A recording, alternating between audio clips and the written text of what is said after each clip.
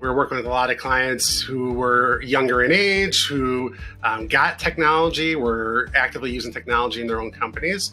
And so the idea of doing this virtually, working remotely, doing things kind of in real time using cloud-based technology was really something that was receptive to them and something that they wanted. They didn't want to go to a CPA's office and sit down and talk over numbers. They wanted to use the technology that was there, use video calls to interact.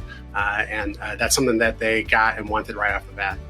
There's some people who still wanted that traditional relationship, and we just weren't going to be the right fit for them. That was okay.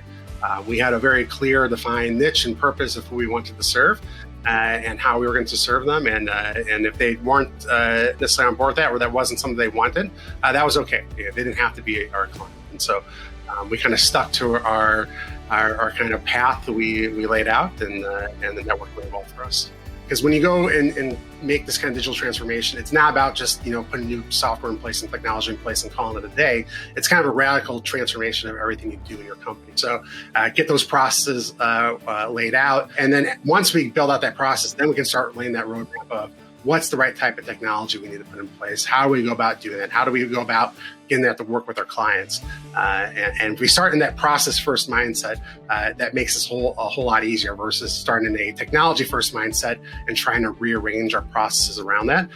Having these budgetary concerns is a huge concern to have, and it's totally valid. Making a lot of changes, especially bringing a lot of new technology, is expensive. But I think by not making those changes, you're kind of setting yourselves up to fail in the long term. So I think a lot of firms have the mindset, well, this is too expensive, I don't want to do it.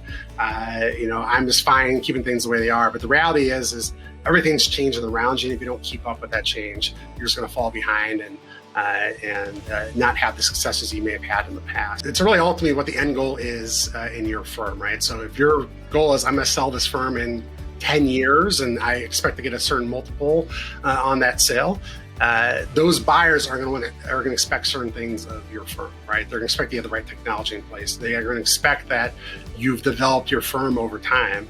And if they see your firm that hasn't made these technology changes, they're not going to pay that multiple that you want.